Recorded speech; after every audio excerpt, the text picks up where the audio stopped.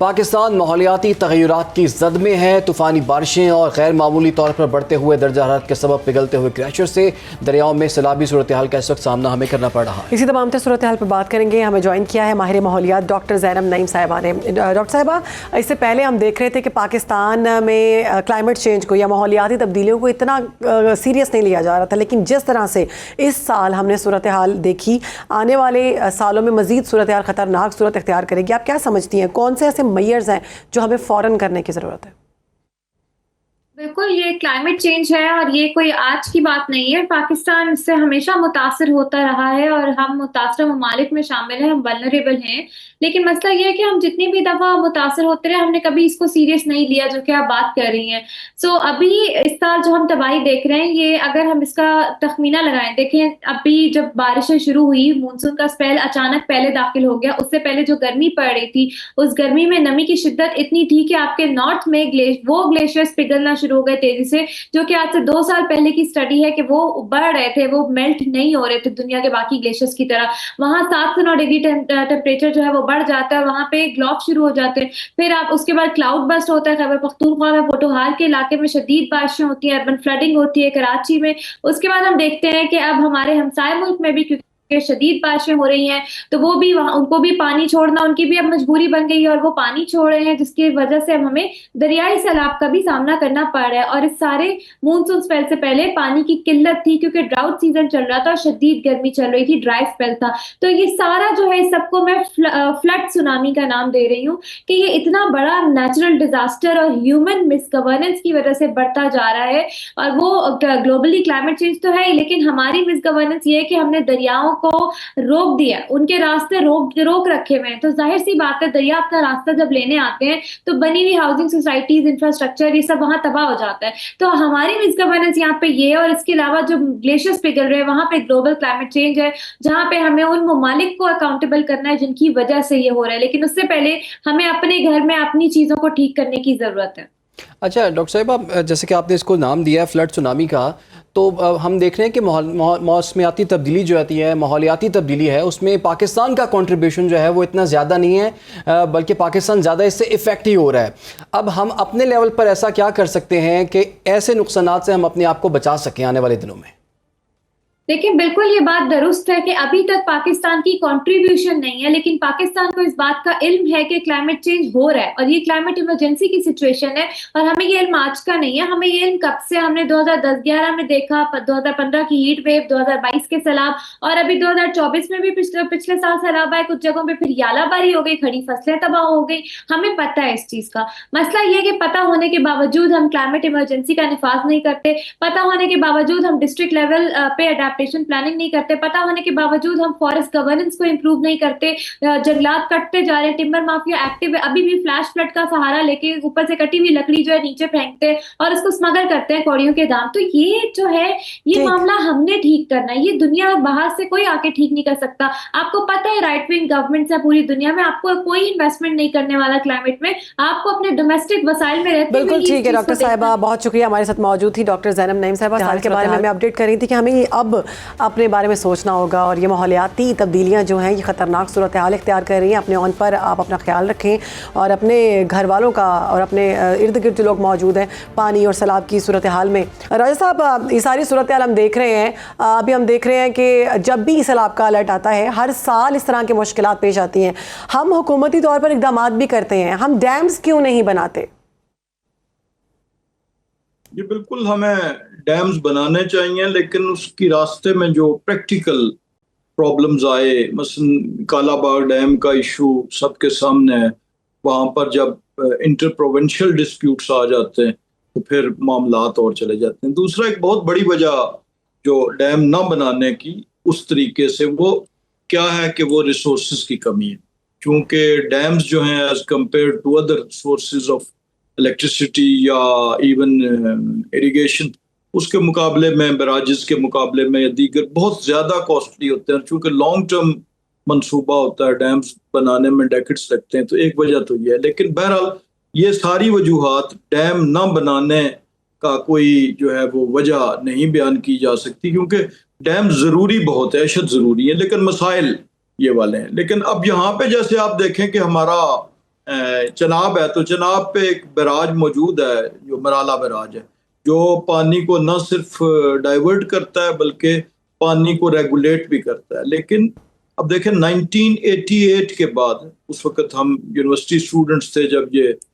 لاہور میں یہ شاہدرہ کے علاقوں میں جی ٹی روڈ تک بند ہو گئی تھی، سیلاب آیا تھا بڑا، اور اس کے بعد آج 35 برس بعد یہ سچویشن پیدا ہوئی ہے. تو اس کے لیے حکومت نے ابھی کوئی تقریباً 1.5 لاکھ کے لگ بھگ لوگوں کو مختلف علاقوں سے چناب کے روٹ پہ بھی اور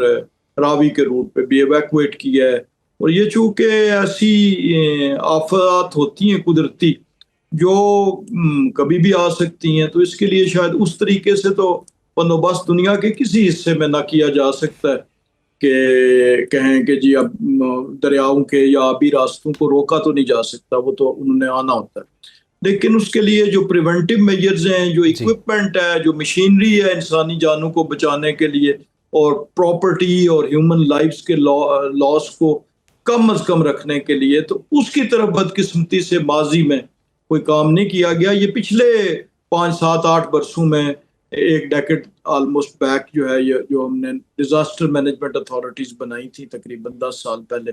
صوبائی لیول پہ بھی اور مرکزی لیول پہ بھی، اور وہ ابھی تک وہ آئیڈیلی اکوپڈ نہیں ہے. لیکن پہلے تو ایک ٹائم ایسا تھا 2005 کے زلزلے کے وقت کہ ہمارے پاس تو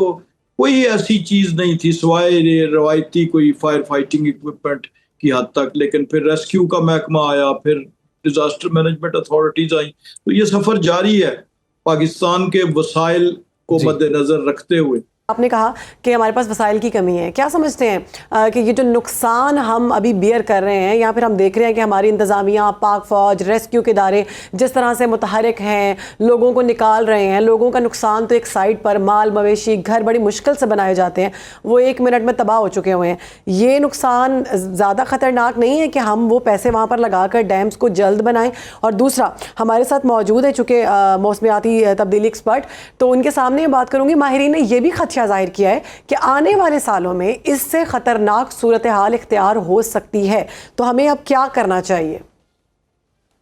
یہ پہلی بات تو یہ ہے کہ جو ماہرین نے خدشہ ظاہر کیا ہے، یہ اب خدشے سے آگے بڑھ کے تو یہ تقریباً ایک آلموسٹ آپ کہہ سکتے ہیں کہ یہ شورٹی کی طرف جا رہا ہے کہ یہ حالات واقعی آئندہ آنے والے ٹائم میں. ٹیمپریچر چونکہ رائز ہو رہا ہے، گلیشیئرز جو ہیں وہ کوئی کل پرسوں ایک جو رپورٹ آئی پچھلے ہفتے، اس کے مطابق پاکستان میں کوئی 40% کے لگ بھگ گلیشیئرز جو ہیں پگھل چکے ہیں. اور اگر 2 ڈگریز جس طرح توقع ہے کہ مزید ٹیمپریچر بڑھے گا تو یہ کوئی 65% گلیشیئرز کی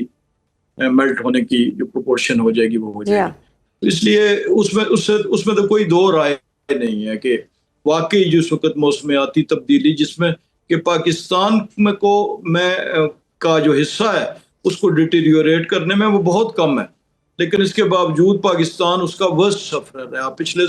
برس کے سیلابوں کو دیکھ لیں، آپ اس دفعہ کی جتنے ٹورنٹس آئے ہیں پہاڑی علاقوں میں ان کو دیکھ لیں، تو یہ سفرنگ میں تو ایسے ہی. اب مسئلہ دوسرا ہے وسائل کا. میں اس کی مثال ایسے دوں گا کہ اگر ہم ایک دفعہ سولر لگا لیں تو اس کے لیے ظاہر ہے ہیوی انویسٹمنٹ ہوگی، اور اس کے بعد کہیں کہ ہاں جی آپ جب سولر لگا لیا تو بجلی کا بل کم آئے گا، تو ڈیفینیٹلی کم آئے گا اور وہ اخراجات سے اس سے بچ جائیں گے ہم. لیکن اس کے لیے انیشیل انویسٹمنٹ سولر کی درکار ہے. یا اور آسان مثال میں سمجھا دوں کہ اگر اپنا گھر ایک دفعہ بنا لیں تو کرایہ نہیں دینا پڑتا، لیکن وہ تب ہوگا جب اپنا گھر بنانے کے لیے پیسے ہوں گے. یعنی فارمولا بڑا ایزی ہے، کہنا بھی بڑا ایزی ہے، لیکن ٹو بی ریئلسٹک اس کے لیے ہمیں اکانومی سے ہر سال چونکہ صحت کے لیے بھی فنڈز چاہیے ہوتے ہیں، تعلیم کے لیے بھی چاہیے ہوتے ہیں، لوگوں کی دیگر معاملات کے لیے بھی. تو یہ پاکستان کی جو لمیٹیشن آف ریسورسز ہے یہ ایک فیکٹ ہے، حقیقت ہے. اور اس کے لیے ہمارے جو ڈیمز بڑے بنے بھی ہیں وہ بھی آپ دیکھیں کہ وہ یا تو سنتاس معاہدے کے نتیجے میں جو انٹرنیشنل فنڈنگ تھی یا جو ڈیمز بنے. اور پھر ڈیم کے لیے سائٹس کی بھی بڑی ضروری چیز ہوتی ہے کہ وہ انجینئرنگ پوائنٹ آف ویو سے وہ سائٹس ہوں. تو اس لیے بہت سی چیزوں کا ایک ملغوبہ بن جاتا ہے. لیکن بہرحال اس بات سے کوئی انکار نہیں کر سکتا کہ سستی ترین بجلی کی صورت میں بھی اور اریگیشن کی صورت میں، اور سب سے بڑھ کے آج کے یہ جو متوقع مستقبل کے خطرات ہیں اس کے مطابق جو یہ فلڈز اور یہ جو ڈیمیج ہے ان ہیوکس کی وجہ سے، اس کو پانی کو ریگولیٹ کرنے، کنٹرول کرنے، फालतू पानी को समुंदर में जाने से रोकने, या इवन जो अंडरग्राउंड हमारे वाटर रिजर्व्स हैं, वाटर टेबल होता है, उसको भी ऑगमेंट करने के लिए डैम्स के और ज़ख़ीरा जो पानी के हैं ज़ख़ीरा आप, उनकी बड़ी डेस्परेटली ज़रूरत है। और उसको ज़रूरी नहीं कि बड़े डैम्स ही बिल्ड किए जाएं, यानी जहाँ जहाँ भी ज़रूरत है सॉइल कंजर्वेशन के पॉइंट ऑफ व्यू से, जहाँ साइट्स दस्तयाब हों छोटे दरियाओं पे, नदियों पे, नालों पे, तो छोटे डैम्स भी, स्मॉल डैम्स जिन्हें बिल्कुल वसाइल को देखते हुए छोटे डैम्स को भी बनाने की ज़रूरत है और उनके लिए जल्दी एफर्ट हो जाएगी और शॉर्ट टर्म मंसूबे भी हम बना सकते हैं। अगर बड़े डैमों के लिए वसाइल नहीं है, जगह नहीं है या दीगर सहूलियात नहीं है तो छोटे डैमों को बनाया जा सकता है ताकि ऐसे नुकसानात को कम किया जा सके।